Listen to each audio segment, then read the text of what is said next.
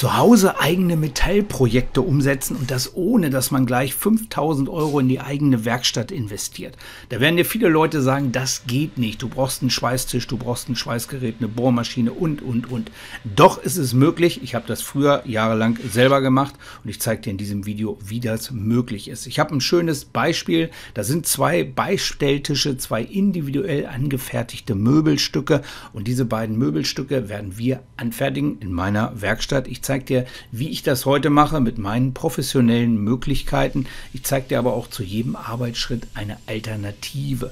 Und diese Alternativen bestehen meist aus Sachen, die du sowieso in deiner Werkstatt zur Verfügung hast. Es ist also wirklich simpel und man kann es umsetzen und die Ergebnisse, die müssen wirklich nicht schlechter sein. Oft ist es natürlich ein bisschen komplexer, als wenn man richtig professionelle Möglichkeiten hat. Aber für kleine Projekte, zum Beispiel einen kleinen Zaun bauen, ein kleines Gartentor bauen oder halt individuell gestaltete Möbel, ist das eine ideale Lösung. Projekte aus Metall umsetzen, ohne dass man Tausende von Euros erstmal in die eigene Werkstatt investiert. Die erste zentrale Frage ist natürlich immer die Materialbeschaffung. Ich habe eine gewisse Planung, ich habe ein Projekt im Kopf und das wahrscheinlich schon skizziert und jetzt weiß ich, ich brauche das und das an Material. Oder ich weiß noch gar nicht, was ich an Material brauche. Dann gehe ich einfach nach eBay, gebe zum Beispiel Vierkantrohr ein und ich kriege ohne Ende Vierkantrohre angezeigt und suche mir da jetzt wirklich raus, was ich brauche, was ich benutze, welche Längen und kann mir das dann frei konfigurieren. Ich mache das immer ganz einfach bei eBay, fängt meistens meine Suche an. Ich weiß meistens, was ich brauche und dann gucke ich hier durch, wer ist aktuell der günstigste. Stahlwelt ist ein Anbieter, den ich oft verwende oder halt Stahlshop24. Unterscheiden sich meistens wenig im Preis, gucke ich immer so ein bisschen durch und bestelle mir das Ganze dann ganz einfach zusammen. Kann man abends auf dem Sofa machen, einfach am Handy oder am Tablet oder Laptop einfach zusammenklicken. Ähnlich gut geht das bei Blechen, ähnlich geht das heutzutage selbst bei irgendwelchen Brennteilen, die man sich auslasern lässt. Also das Internet bietet da auch wieder gigantische Möglichkeiten. Stahlhandel ist nicht mehr so mein Ding. Man muss ganz einfach sagen, die meisten wollen diese kleinen privaten Leute gar nicht, die da irgendeine 6-Meter-Stange kaufen und von Vierkantrohr für 10 Euro und dann gibt es Auslagerungsgebühren, dann gibt es Gebühren, wenn man irgendwo einen Trennschnitt hat und.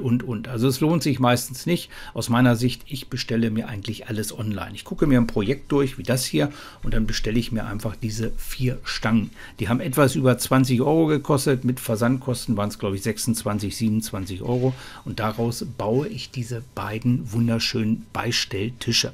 Das erste, was ich jetzt mache, ich reinige das Material. Das ist Stahl und da ist natürlich auch mal ein bisschen Rost drauf. Außerdem hat man natürlich so eine sogenannte Walzhaut da drauf. Das heißt, vom Bearbeitungsprozess ist da noch ein bisschen Verschmutzung drauf. Ich gehe da mit einem Vlies rüber, ich gehe mit einem Reiniger rüber. Dann sieht das Material hinterher besser aus. Ich kann die Anrisse besser sehen und es lässt sich natürlich hinterher auch deutlich besser verarbeiten und lackieren. Der nächste Programmpunkt ist dann der Zuschnitt und ich erstelle mir immer erstmal eine individuelle Liste, was ich überhaupt zuschneiden will. Wenn man sich da einmal konzentriert, dann kann man hinterher einfach zuschneiden, braucht sich nicht mehr auf irgendwelche Längen kontrollieren. Ich hake das hinterher ab und so kommt es da deutlich weniger zu Verschnitt oder zu teuren Fehlschnitten. Das ist allerdings nicht nur für Metall so, das ist natürlich für Holzbearbeitung und alles, was man macht. Ich habe eine Metallbandsäge mit Anschlägen. Ich brauche das einfach nur reinschieben. Ich säge das ab. Das ist unglaublich genau, wenn die Säge richtig kalibriert ist. Das ist natürlich absoluter Luxus. So eine Säge kostet 500 Euro, die ganze Rollenbahn kostet nochmal 300, 400 Euro. Da braucht man natürlich den Platz für. Das haben die meisten nicht. Und dafür gibt es auch deutlich einfachere und günstigere Varianten. Und da werdet ihr wirklich staunen, wie einfach das teilweise sein kann. Und die Ergebnisse sind wahrscheinlich ein bisschen aufwendiger oder sind aufwendiger, müssen aber nicht unbedingt schlechter sein. Gradzahl einstellen, Anschlag positionieren und dann wiederholgenaue Ergebnisse erzeugen. Das ist natürlich ein absoluter Traum.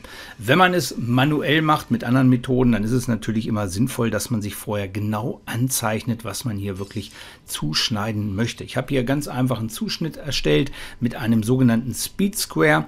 Das sind diese Dreiecke, die sind die letzten Jahre wirklich immer beliebter geworden und die sind extrem praktisch. Kosten heutzutage nochmal so um die 5 Euro. Gab es sogar schon mal von Park Parkside bei Lidl für 5 Euro. Also sowas ist wirklich empfehlenswert. Es ist natürlich auch mit jedem anderen normalen Winkel möglich. Und anzeichnen muss man halt auch im Holzbereich und dergleichen. Das sollte wirklich jeder als Grundausstattung zu Hause sein. Und man sieht, wie sauber dieses Rohr jetzt ist, wie schön man da jeden Anriss drauf sieht. Ich zeichne mir das ganz einfach an und die erste einfachste Möglichkeit ist natürlich, dass man den Winkelschleifer nimmt. Und wenn man sich konzentriert, wenn man sich wirklich Mühe gibt, dann kriegt man mit einer Trennscheibe und einem Winkelschleifer natürlich auch schon gar nicht mal so schlechte Ergebnisse. Das ist die einfachste, ist die brachialste Möglichkeit. Und ich denke mal, so ein Winkelschleifer sollte wirklich jeder zu Hause sein. Egal, ob man Fliesen verlegt, ob man irgendwas kürzen will.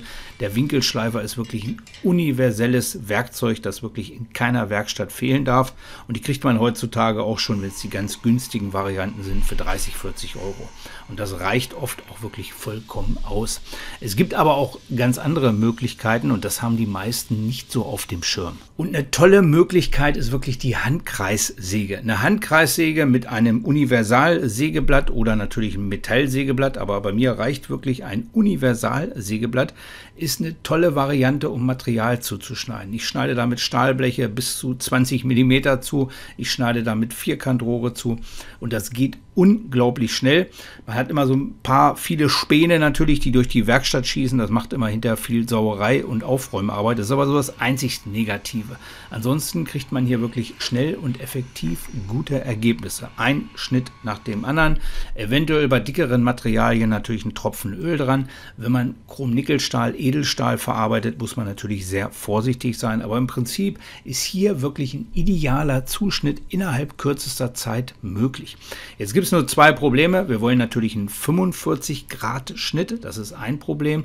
Und das andere Problem ist natürlich, wir wissen immer nicht genau, wo führt man das Ganze lang. Jetzt das irgendwo mit der Hand irgendein anderes nachzuführen oder das ist wirklich relativ schwierig. Und auch dafür gibt es natürlich ganz einfache Lösungen. Man kann so eine Handkreissäge ganz einfach auf 45 Grad einstellen. Wenn man die auf 45 Grad einstellt, dann kann man damit 45 Grad Schnitte erzielen. Die haben auch wirklich eine sehr, sehr gute Qualität. Man sieht das hier an diesen Beispielen. Ist also innerhalb kürzester Zeit möglich, die Säge umzustellen, natürlich auch in anderen Gradzahlen. Und was ich hier mit dieser Evolution-Säge schon alles gesägt habe, das ist wirklich Wahnsinn. Das ist immer noch das erste Sägeblatt. Die ganze Handkreissäge kostet 99 Euro, wenn das immer noch so ist. Ich werde sie hier unter auch verlinken. Ich habe sie zumindest mal für einen Huni gekauft und inklusive dem Sägeblatt übrigens. Und die funktioniert wirklich gut. Die hat eine bisschen langsamere Drehzahl, reicht auch für Holz und dergleichen natürlich, aber ist auch perfekt für Stahl. Also man muss immer auf die Drehzahl achten, beziehungsweise dass man die Drehzahl eventuell regulieren kann. Guckt euch das an hier. Ein schöner 45 Grad Schnitt, kein Problem. Jetzt ist noch das Problem, dass ich natürlich immer nicht weiß, wo ich das Ganze abschneide und da kann man sich in Speed Square, also dieses Dreieck, was wir eben hatten, ganz einfach positionieren. Dann nutze ich das als Anschlag und dann funktioniert das wirklich extrem gut, damit wirklich auch genaue Zuschnitte auszuführen.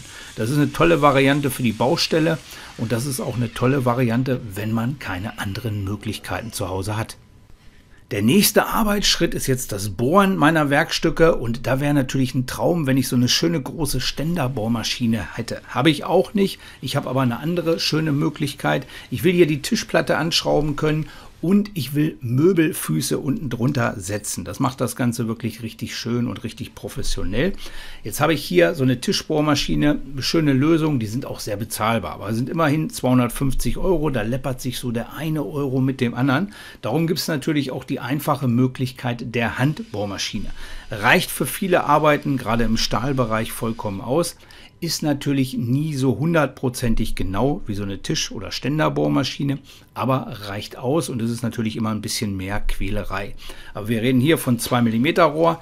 Wichtig sind vernünftige Bohrer. Ich habe immer diese Kassetten hier, die kosten um die 20 Euro. Dafür haben die wirklich eine gute Qualität. Kann man immer wieder nachschleifen. Ich hole mir alle 2-3 Jahre mal eine neue Kassette und dann ist das Ganze wirklich gut.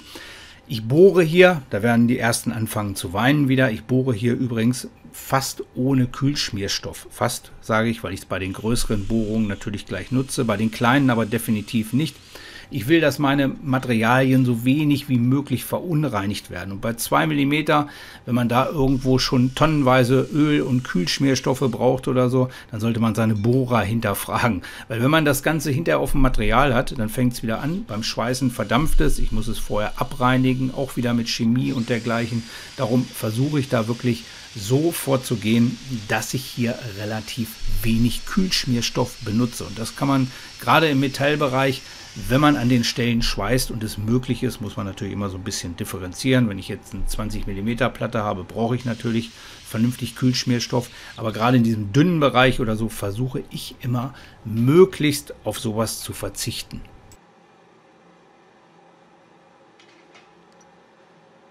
Und auch beim Anreißen gibt es natürlich so viele Helfer, da kann man auch ein Vermögen ausgeben. Ich finde einen Parallelanreißer toll. Aber unbedingt brauchen tut man den natürlich auch nicht. Wenn ich hier die Mitte anreiße, dann mache ich das meistens mit einem ganz normalen herkömmlichen Zirkel. Funktioniert unglaublich gut, geht unglaublich schnell, einmal links, einmal rechts. Man hat wirklich perfekt die Mitte rausgefunden, selbst wenn das Ganze irgendwo mal ein bisschen variiert. Schöne, einfache Möglichkeit. Ansonsten hier auch ein ganz einfaches Dreieck, ein ganz einfacher Winkel, Zollstock, Stift, eventuell eine Anreißnadel, was wirklich essentiell ist, wenn man hinterher vernünftig bohren will, ist natürlich ein Körner. Aber ein Körner ist wirklich auch nicht die Investition und einen Körner kann man wirklich immer gebrauchen. Da reden wir hier von 4, 5 Euro und da kriegt man schon einen halbwegs vernünftigen Körner. Ich beschrifte mir meine Bauteile übrigens immer, dann sieht man hinterher genau, was man bohren muss. Einmal schön beschriftet und dann braucht man auch wieder einfach nur abarbeiten. Ist deutlich besser, als dass man sich hinterher in irgendeiner Form verbohrt. Oben für die Platte habe ich jetzt eine 6 mm Durchgangsbohrung und von der Unterseite bohre ich jetzt nochmal eine 11er Bohrung rein. Das hat hinterher den Sinn, dass ich die Platte von unten anschrauben kann und dass man die Schraube nicht mehr sieht und dass ich da reinkomme. Man kann da auch noch so kleine Stopfen reinmachen, mache ich aber meistens nicht, weil man sieht das von unten nicht. Man hat aber diesen hässlichen Schraubenkopf A nicht und B hat man da nicht irgendwo einen Schraubenkopf, an dem man eventuell hängen bleibt oder dergleichen. Ganz einfache Sache und sowas kann man sich halt, wenn man es selber macht, immer individuell gestalten. Und auch für Schweißen und den Schweißtisch gibt es natürlich einfache und günstige Möglichkeiten. Ich habe natürlich Wick als Schweißverfahren, weil es so schön sauber und ordentlich ist. Kaum Dämpfer erzeugt und dergleichen. Das ist natürlich richtig schön. Schweißtisch ist natürlich auch absolute Offenbarung. Wie machen wir es günstiger oder einfacher? Ich empfehle immer meinen 50€ Schweißtisch. Den habe ich früher mir mal gebaut. Da habe ich früher auch drauf gearbeitet. Der wurde immer professioneller mit den Jahren. Gibt es eigene Videos mit eigenen Bauanleitungen. Also damit ist wirklich auch sehr, sehr viel möglich. Das Ganze sehr, sehr günstig. Und selbst wenn man das nicht hat, wer sagt denn, dass man nicht auf seiner ganz normalen Werkbank oder Werkplatte schweißen kann? Wenn das Ganze High-End ist, absolut sauber ist, bei den meisten sieht das aber schon mit den Jahren so ein bisschen verhauen aus. Ob da mal so ein kleiner Spritzer irgendwo hinkommt, das ist wirklich auch kein Problem. Natürlich muss man auf den Brandschutz achten, eventuell das Ganze abdecken. Aber im Prinzip, die modernen Schweißverfahren, wenn ich das hier mit Wick mache, ist es überhaupt kein Problem. Und selbst wenn man es sehr günstig macht, dann empfehle ich hier zum Beispiel ein Fülldrahtschweißgerät. So ein Gerät hier kostet 99€ und auch damit ist das möglich, sowas hier zu schweißen. Man kann die Sachen ganz einfach punkten, man kann kurz abwarten, bis es leicht abgekühlt ist, dann dreht man das, dann passiert überhaupt nichts. Und genauso kann ich die Bauteile auch über die Ecke rüberhängen und kann die dann in der Form schweißen. Auch das ist problemlos möglich. Auch das machen wirklich sehr, sehr viele Leute. Man braucht nicht gleich einen High-End-Schweißtisch, wenn man hier irgendwo anfängt, sich eine Kleinigkeit zusammenzuschweißen. Wie gesagt, so ein Gerät kostet 99€. Mit sowas kann man problemlos starten. Das machen sehr viele. Ich kriege da immer sehr viel Feedback, sehr viel Bilder und da werden wirklich auch tolle Projekte umgesetzt. Und das Fülldrahtschweißen oder auch Elektrode oder auch Max-Schweißen, das sind alles Möglichkeiten, mit denen kann man sowas ausführen. Ich mache es natürlich mit dem Wick-Schweißverfahren.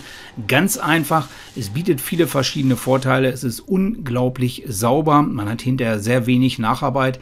Nachteil ist aber, man braucht halt das Wickgerät, man braucht die Gasflasche und man braucht halt auch eine viel längere Anlernphase. Mit so einem Fülldrahtschweißgerät kriegt man innerhalb kürzester Zeit wirklich erste Ergebnisse hin und darum empfehle empfehle ich das immer gerade für Einsteiger. Man braucht keine Gasflasche, hat viele Vorteile, hat auch so ein paar Nachteile. Es gibt da wirklich umfangreiche Videos auf meinem Kanal. Ich will hier natürlich möglichst wenig Nacharbeit haben, darum mache ich das Ganze mit Wick, hefte das zusammen, schweiße komplett alles ab. Anschließend werden alle Nähte mit dem Winkelschleifer und der Fächerscheibe eingeebnet. Das heißt, ganz normal der Winkelschleifer, was ich vorhin schon gesagt habe, der wirklich wichtig ist, dass man sowas hat. Sowas ist wirklich nicht teuer und mit einer Fächerscheibe kann man hier alles problemlos einebnen. Hat schöne gerundete Kanten dann auch in der Form und dann sieht das hinterher auch wirklich richtig, richtig gut aus. Und da kommen wir dann zum nächsten Schritt. Dann ist es dann natürlich das Lackieren.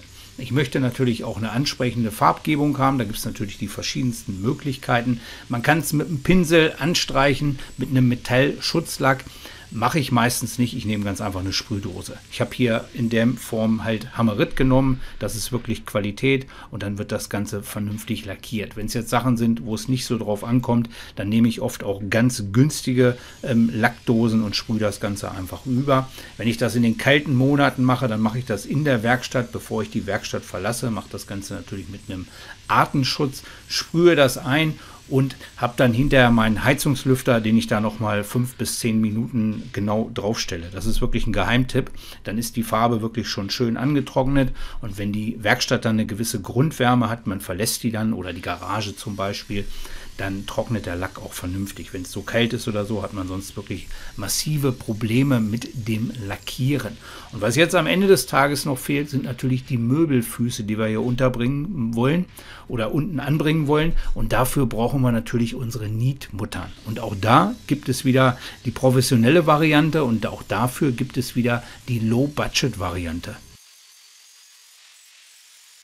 Ich bin ja ein Riesenfan von diesen Möbelfüßen, kriegt man wirklich bei eBay, bei Amazon für einen Apfel und ein Ei und das ist wirklich Qualität. Die setze ich mit einer Nietmutter unten ein und dafür habe ich eine Nietmutternzange, das geht wirklich toll. Innerhalb von 5 Minuten habe ich hier die Nietmuttern eingesetzt, habe da vorhin 11er Bohrungen gebohrt, das sind M8er Nietmuttern. Muttern einschweißen wäre eine andere Lösung, das mache ich aber wirklich nur bei großer Belastung, bei kleinen Belastungen oder so nehme ich einfach diese Nietmuttern. Ich habe das Gestell von unten übrigens lackiert erstmal im ersten Schritt, setze jetzt diese Nietmuttern ein, schraube dann diese Möbelfüße unter, drehe es komplett um und kann es dann von oben fertig lackieren. So ist der Plan, so mache ich das meistens wirklich immer. Aber so eine Nietmutternzange, wie gesagt, sind auch wieder 50, 60 Euro und da gibt es natürlich auch eine ganz einfache Low-Budget-Lösung und gerade für kleine Projekte funktioniert das wirklich auch unglaublich gut. Dafür brauchen wir jetzt ganz einfach eine M8er Schraube, eine M8er Mutter und eine Unterlegscheibe. Das Ganze setzen wir hier zusammen, schrauben hinterher die Nietmutter drauf und dann kann man das wirklich auch in die Bohrung einsetzen und wenn man die Schraube oben hält und die Mutter unten anzieht, dann kriegt man es hin, dass sich das Ganze wirklich auch zusammenzieht und dass man die Mutter oder die Nietmutter dann hier vernünftig setzen kann. Ist natürlich deutlich mühseliger, dauert deutlich länger, als wenn ich das Ganze mit so einer Nietmutternzange mache, aber es funktioniert auch im Prinzip und so eine M8er Schraube, Mutter und Unterlegscheibe hat wahrscheinlich jeder in der Form zu Hause. Ich habe es jetzt hier auch mal als Beispiel ganz einfach gemacht. An dem Bauteil will ich es natürlich auch wieder nicht machen, da alles mit der Hand einsetzen. Man muss ganz ehrlich sagen, man sieht sowas auch in vielen verschiedenen Videos, wie das gemacht wird und da sieht es natürlich immer sehr spielerisch aus. Es ist schon so ein bisschen Arbeit und es ist schon so ein bisschen Quälerei. Das heißt, irgendwo zahlt sich das aus, dass man ein vernünftiges Werkzeug hat. So ist es immer im Leben und so ist es hier auch wieder in dem Fall. Problem ist hier auch immer so ein bisschen, das 100%ig gerade auszurichten. Aber es funktioniert und man kann hier auch so eine Nietmutter setzen. Und so kann man hier auch low-budget-mäßig sich so ein paar Nietmutterfüße untersetzen. Dann lackiere ich die beiden Beistelltische noch fertig, dann können die hier 2-3 Tage austrocknen und dann gehen die an meine Bekannte und die kann sich dann eine individuelle Tischplatte aussuchen. Das sind Beistelltische, die sind individuell angefertigt, genau an die Bedürfnisse, wie das Ganze passen soll. Sowas kann man in der Regel so maßgetreu dann nicht kaufen oder man findet nicht das, was man richtig braucht. Und hier kann man das Ganze umsetzen. Ich sage mal, Materialkosten für die Gestelle inklusive Farbe sind vielleicht 35, 40 Euro. Die halten eine Ewigkeit, da kann man irgendwo ein halbes Haus draufstellen. Ich denke mal, es ist ein schönes, kleines, einfaches Projekt. Und an diesem kleinen, einfachen Projekt wollte ich ganz einfach mal zeigen, wie schnell und einfach es doch gehen kann. Ich habe schon Lösungen, muss ich ganz ehrlich sagen, das hat sich mit den Jahren summiert. Das ist natürlich alles so ein bisschen professioneller geworden, aber im Prinzip geht es auch wirklich einfach. Ich habe das jahrelang auch sehr, sehr einfach gemacht und es hat auch immer gut funktioniert, habe ich auch viele tolle Projekte durchgezogen und man merkt halt immer, man kriegt viele Kommentare, wenn man dann schreibt von wegen für 30 Euro das Ganze gebaut. Hier bin ich, wie gesagt, 35, 40 Euro irgendwo los mit Farbdose und allem drum und dran. Dann sagen viele, ja, du hast ja eine Werkstatt mit so vielen Möglichkeiten. Es geht auch einfach, meine lieben Freunde. In diesem Sinne, ich wünsche euch viel Spaß beim Schweißen. Alles, was ich hier verwendet habe, verlinke ich natürlich immer in der Beschreibung. Bis dann, euer Manni.